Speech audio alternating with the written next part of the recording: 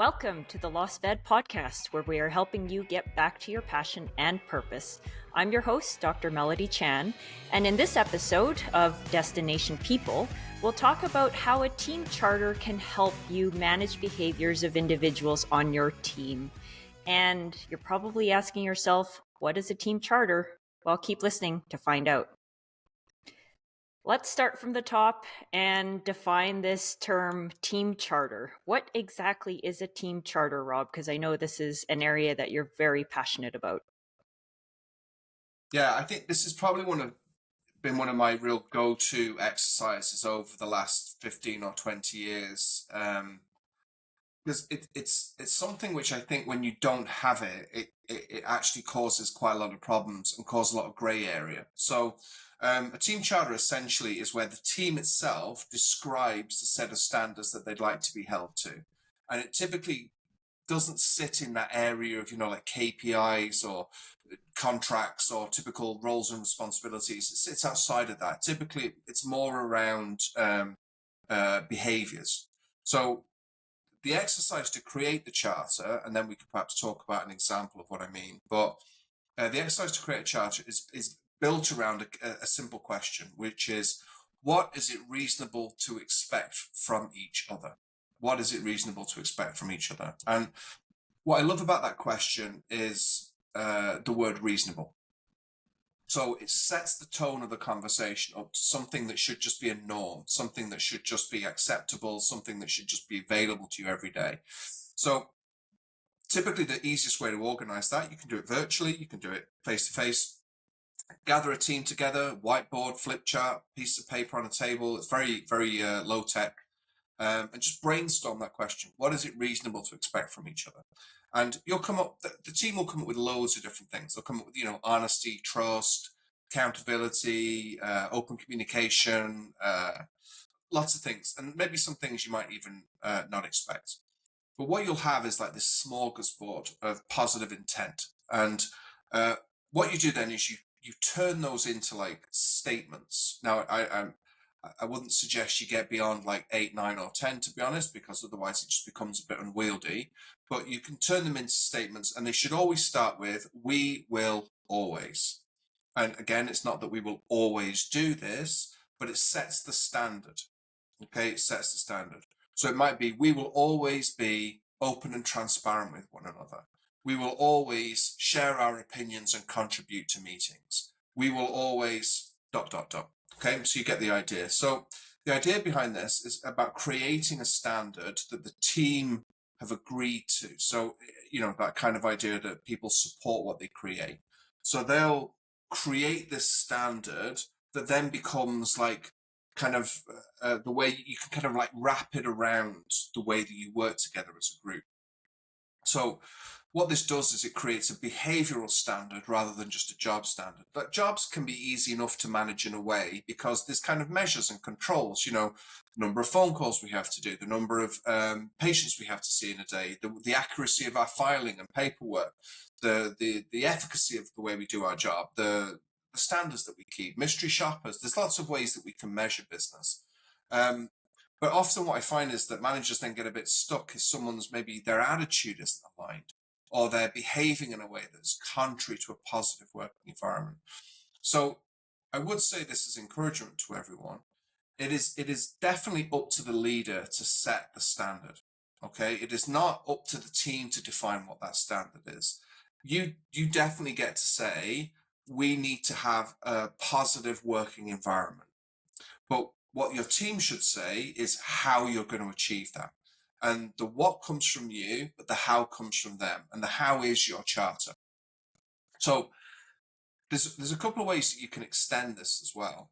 So you can obviously ask, what is it reasonable to expect of each other? But as the leader, you can also ask the question, what is it reasonable for you to expect of me?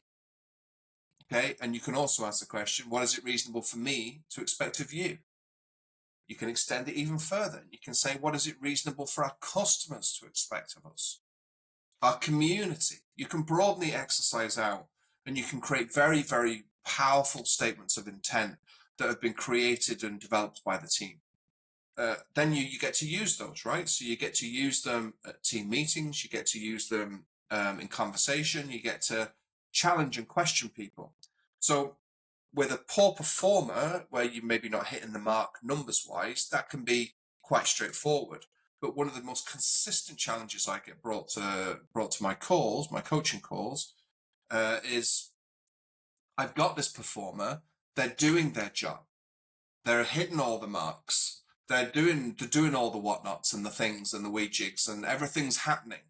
But oh my God, it's really hard to have them in the place because they're negative or they're critical or they're pessimistic or they don't contribute to the team.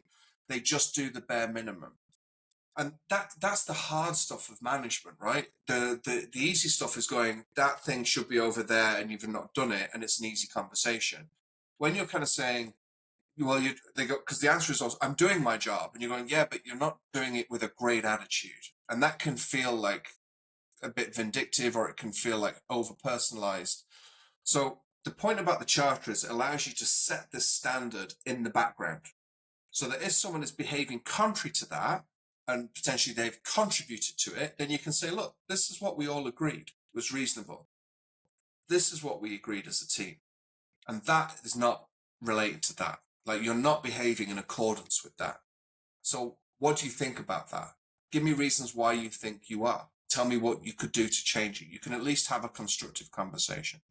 So team charter is actually very easy to do, very, very easy to do, but its potential use as a tool to keep people together and maintain high interpersonal standards, the potential of it's absolutely massive. And so, in creating that team charter, do you think it's more valuable to have an external mediator help with a process like that? Or maybe a clinic just doesn't have the resources, or they're going to try to do it on their own?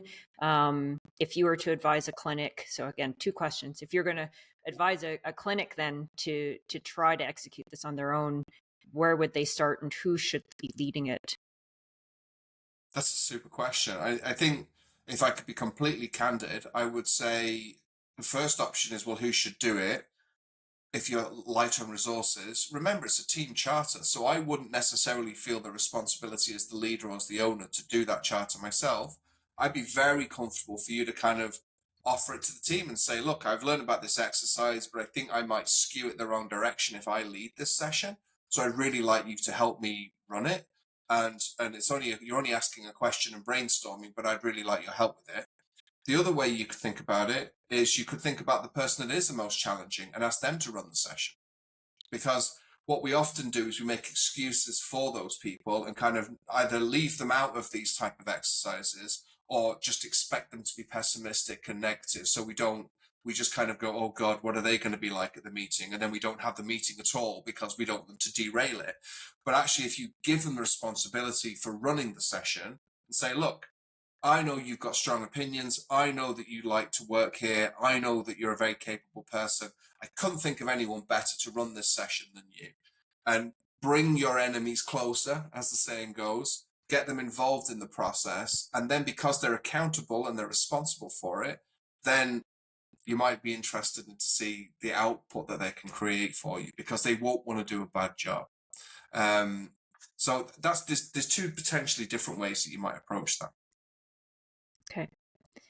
Yeah, it sounds like I like this idea of having it be collaborative, built from the team, and this scenario that you've presented of allowing somebody else, delegating, if you will, to lead the conversation sounds like a great development opportunity for a person as well.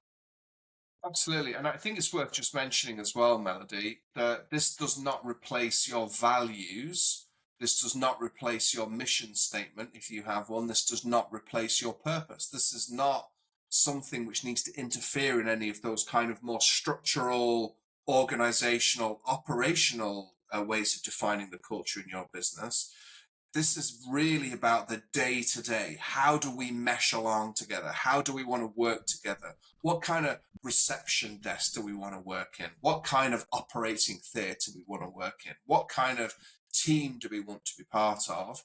Rather than some kind of overarching, almost theoretical way of thinking about what your organization represents in the community. This is like, it's the meat and veg. It's the how the team mesh and gel on a daily basis, as distinct to how do we present ourselves to the world as a business.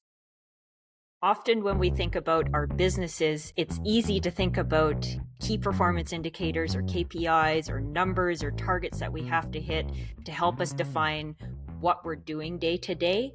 But Rob really helped us understand how that team charter actually adds that final layer on the cake, if you will, to help define our behaviors day to day and what we would expect of our team members and of ourselves as being part of a team. And I really like that it's just boiled down to one question that the team has to ruminate on. And it's answering, what is it reasonable to expect from each other? And it's a really simple question. And it allows your team to really take ownership over what are the behaviors that they want to see and that they want to live into day to day. So important to just think about really just keeping it manageable. So don't come up with that list of 20 things. Maybe keep it to 5 or 6 so it's easy for the team to remember and manage. And really thinking about this as an attitude alignment and behavior alignment. It helps the team function well together, and it helps you as a manager and a coach to give feedback and help to guide people, again, using that team charter that everyone was a part of building. Thanks for listening. Until next time.